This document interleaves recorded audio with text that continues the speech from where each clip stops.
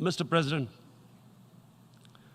now I just briefly want to make the people understand how can anyone do something like this? And for that, I have to explain to you what is RSS. RSS, Mr. Narendra Modi is a life member of RSS. RSS was an organization that was inspired by Adolf Hitler and Mussolini, came about in 1925. They believed in racial purity, racial superiority. They also believed they were an Aryan race like the Nazi believed they were an Aryan race. All that I'm saying can be verified. This is the time of information revolution. You can Google all this, what I'm saying. But it is very important for me to explain this to you so you know what is happening in India. This RSS believed in the ethnic cleansing of Muslims from India. At one point, there was racial superiority of the Hindu race. Secondly, it was hatred for the Muslims and for the Christians because they believed that this golden age of Hindu civilization was stopped because of Muslim rule centuries back and then the British rule of India. So it was racial superiority and hatred for Muslims and Christians. This is openly stated. You look at the founding fathers of RSS, Golwalkar and Savarkar. Just Google them and you'll find out. And this ideology of hate is what murdered the great Mahatma Gandhi in 1948. It was this ideology of hate that made Narendra Modi in 2002 do a pogrom against Muslims in Gujarat when he was the chief minister. He allowed 3 days for these RSS goons who were inspired by the Hitler brown shirts. They actually wear brown shirts. This RSS, the Congress Home Minister gave a statement that in RSS camps, terrorists are being trained. And these terrorists butchered 2,000 Muslims and 150,000 Muslims were made homeless. Narendra Modi could not travel to the US because of that. And I need to make you understand this background before I explain to you that what sort of a mindset would lay siege to 8 million people with 900,000 troops. Women, children, sick people, locked in as animals. In fact, of what I know of England, if 8 million animals were locked in, the RSPCA would have made a lot of noise about it. These are human beings.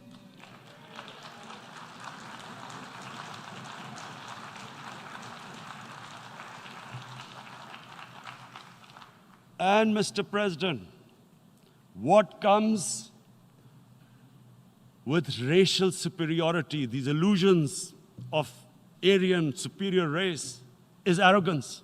The two go together.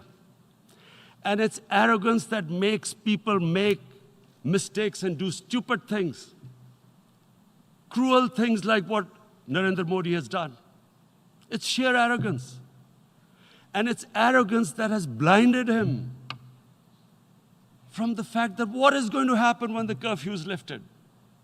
Has he thought about it? This hasn't been thought through. What is he going to do when he lifts the curfew? Does he think that people of Kashmir will quietly accept the status quo because India has changed the constitution and taken away the special status? They'll accept that? Mr. President, 100,000 Kashmiris have died in the past 30 years because they were denied the right given by the United Nations. the right for self-determination. 100,000 have died and 11,000 women have been raped. There are two United Nations human rights reports on this. The world hasn't done anything because India is a huge market, 1.2 billion people. Sadly, the material prevails over the human. But this has serious consequences. Again, I repeat, that's why I'm here. Look, what is going to happen when the curfew is lifted will be a bloodbath. The people will come out. There are 900,000 troops there. They haven't come to, as Narendra Modi says, he's done this for prosperity of Kashmir. This is supposed to be for the development. These 900,000 troops, what are they going to do when they come out? There'll be a bloodbath. Has he thought it through what happens then? Mr. President, has anyone thought that what happens when there is a bloodbath? What do you think the impact will have on people of Kashmir? What do you think they will think? The way they have been boxed in their houses, treated like worse than animals, no rights. Thousands of all the political leadership has been arrested, taken out of Kashmir. Even those Kashmiri leaders who were pro-India have been taken out. 13,000 boys have been picked up and taken to God knows which destinations. So what do they think? What will the people of Kashmir do when they lift the curfew? They will be out in the streets. And what will these soldiers do? They will shoot them. They've already used pellet guns, blinded young boys. In the last 6 years, the 5 years, the oppression that has gone on in Kashmir. And so, Kashmiris will be further radicalized. Mr. President, there will be another Pulwama. And guess what? India will blame us. They're already blaming us. They're saying all this is happening because of Pakistan. One of their defense ministers said, there are 500 terrorists lined up on the border to go in. Why would Pakistan send 500 terrorists when there are 900,000 troops? What impact are they going to make? What will they do?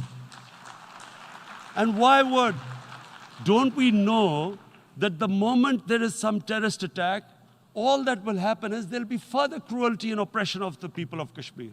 We will just give the 900,000 troops to further crush the people of Kashmir.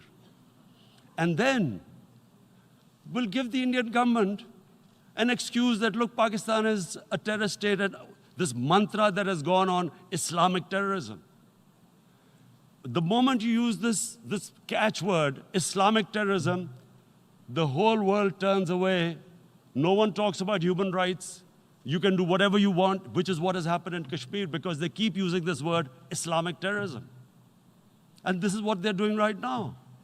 What do we benefit from further increasing the cruelty on the people of Kashmir? And why would we want this? But there is no other narrative left for India. As when they lift the curfew, whatever happens, Pakistan will be blamed, and there is always a danger of another Pulwama. They might come and bomb us again, and then another cycle might start. And what does Narendra Modi think? That 180 million Muslims of India are thinking right now.